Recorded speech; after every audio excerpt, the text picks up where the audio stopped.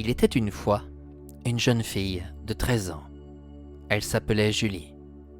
Ses parents, ne s'occupant pas des dangers de la société dans laquelle ils vivaient, l'envoyaient ramasser du bois mort sur les berges de l'étang de la mer Rouge. C'est un étang qui se situe au centre du parc naturel régional de la Brenne, dans l'Indre. Un soir, alors qu'il commençait à se faire tard, Julie pressa ses pas pour revenir chez elle.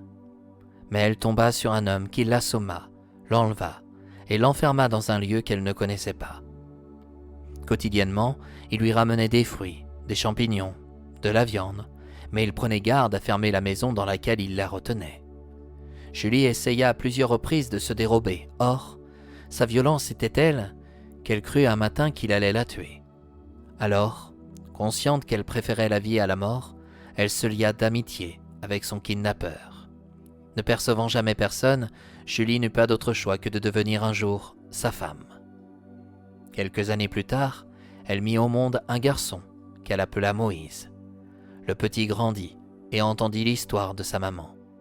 Il essaya de trouver un moyen pour sortir de cette maison et échapper à son papa, qui ne souhaitait pas les voir partir. Souvent, il leur disait « Vous êtes mieux près de moi.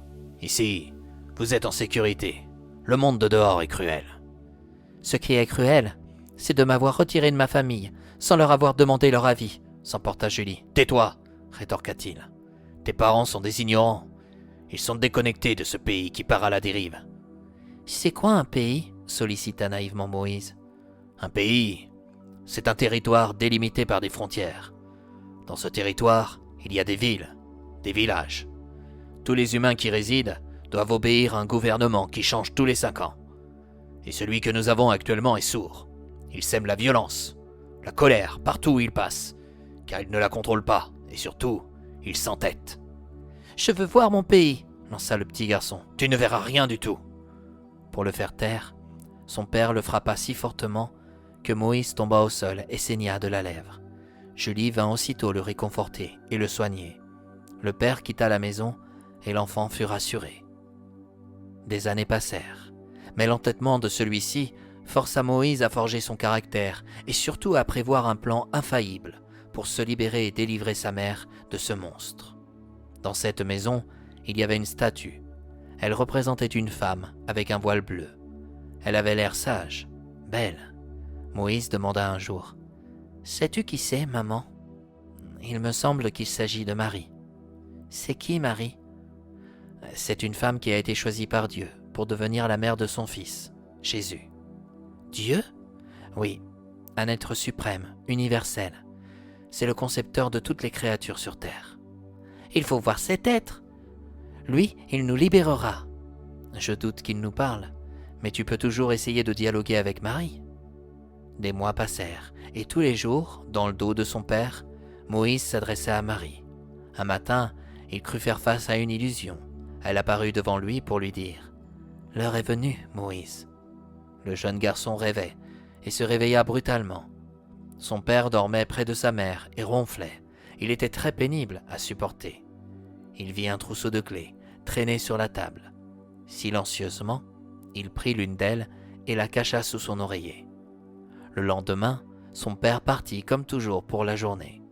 Moïse montra la clé à sa mère. L'occasion était trop belle, mais que ferait-il une fois dehors ? « Il faut tenter, maman. J'ai aperçu Marie dans un songe. Elle m'a affirmé que l'heure était venue. Mais ce n'était qu'un rêve.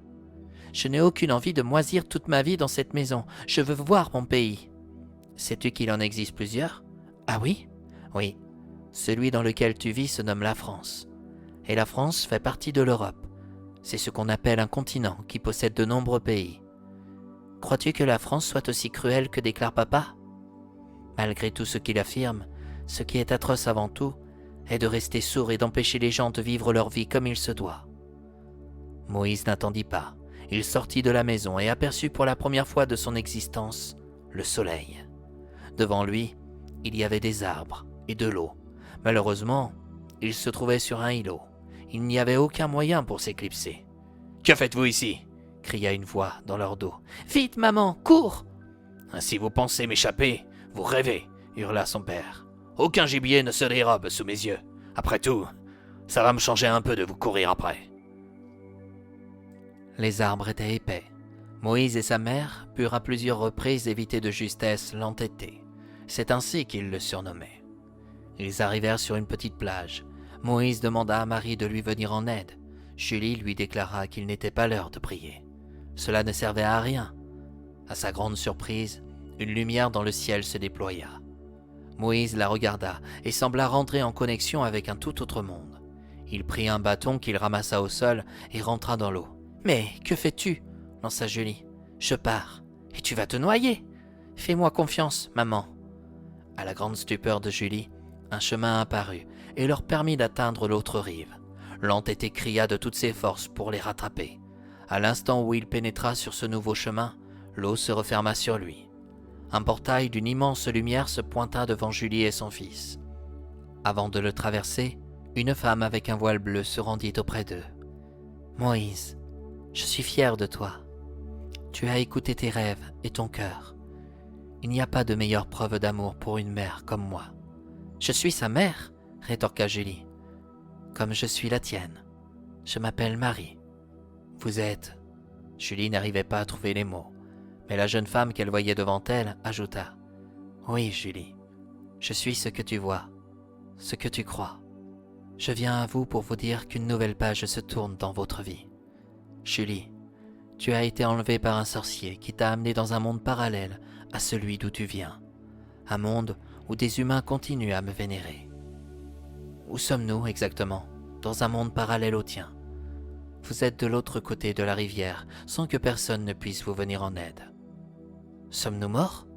Non, la mort est tout autre chose. Elle doit rester un mystère pour chacun de vous. Comment te remercier de ton aide? Demanda Moïse. Tu n'as pas à me remercier. Tu es là, avec ta mère, car tu as écouté la voix de ton cœur.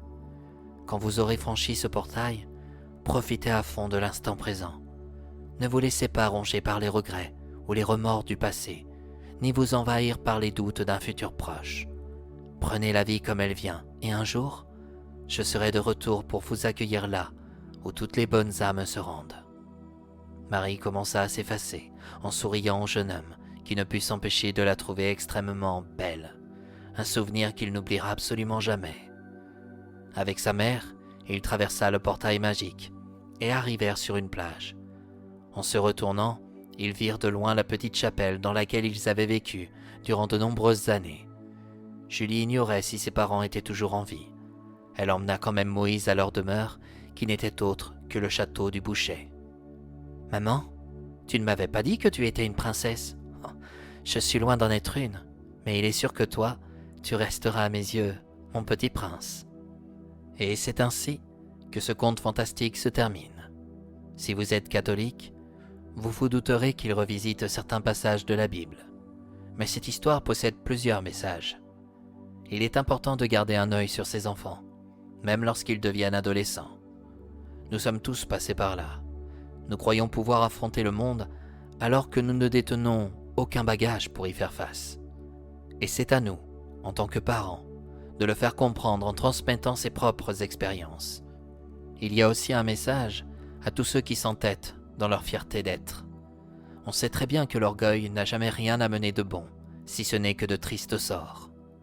Le dernier signal est celui d'écouter votre cœur en profitant de l'instant T. Peu importe la société dans laquelle vous vivez, la vie nous montre qu'il est et sera de plus en plus difficile de prévoir des choses qui peuvent ne pas aboutir. Alors, à quoi bon penser au passé ou à demain? Rendre les gens heureux parce que vous vous sentez bien maintenant est bien plus enrichissant que celui que vous aspirez à être sans en avoir la certitude.